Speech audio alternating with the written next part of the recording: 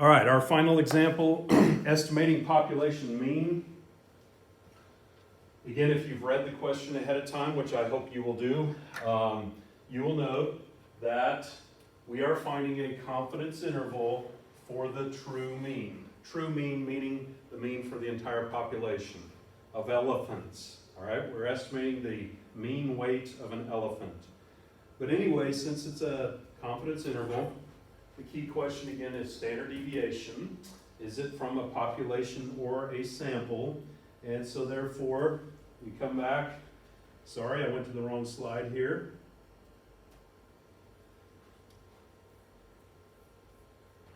Population standard deviation.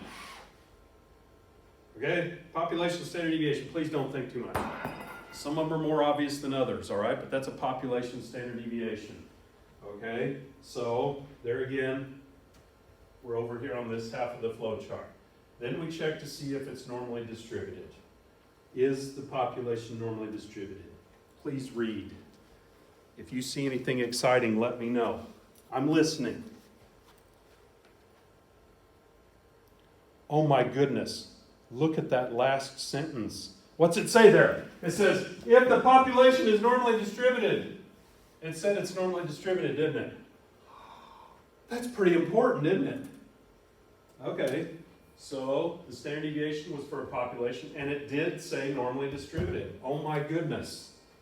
Looks like we're over here.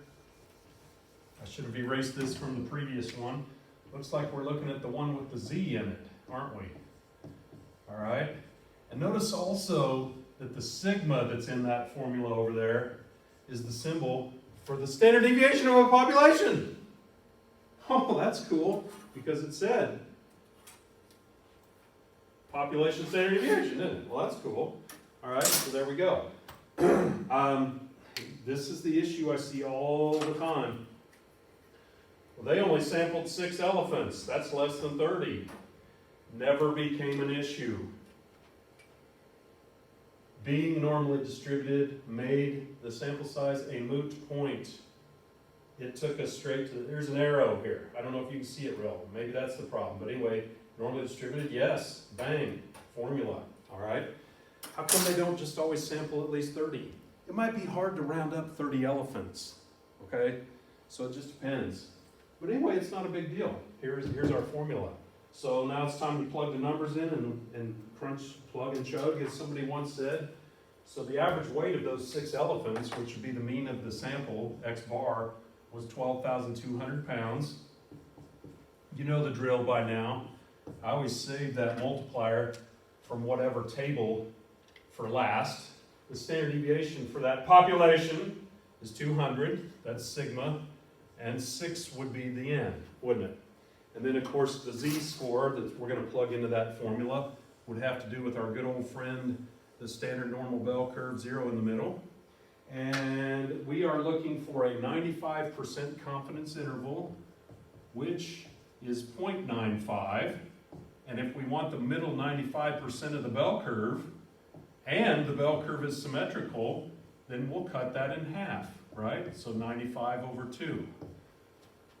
That's kind of a shout out right there, alpha over 2. I mean, it's related to that. And half of that is 4750. And look at that. Those are both middle slivers, aren't they? Isn't that interesting? And so hopefully then you would look at that and you go, hey, Z standard normal table, I got a couple of middle slivers here for you, 4750. And that table is really excited, isn't it?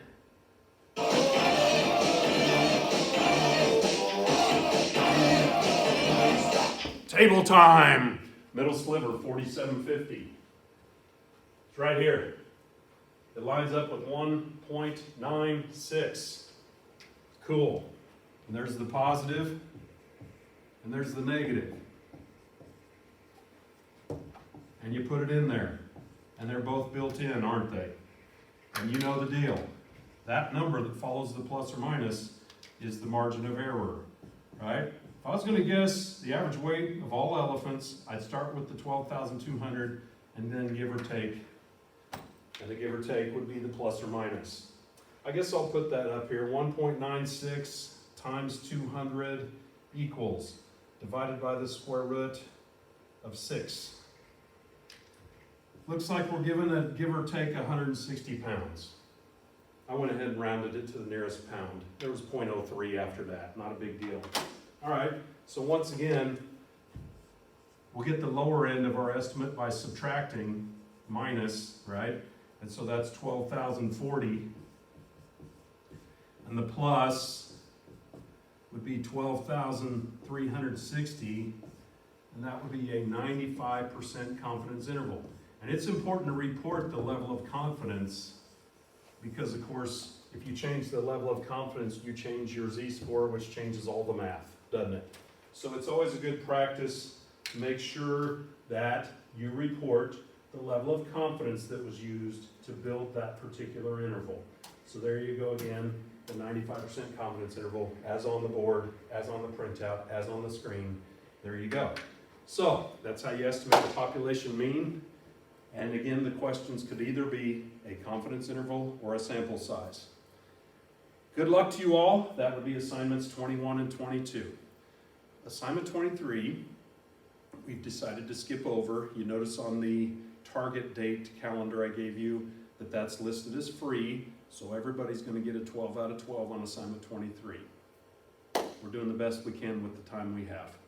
All right, so we'll see you next when we begin to delve into assignment 24. All right, why don't you all go have some lunch or dinner or breakfast or whatever time you're watching this. Okay, good job.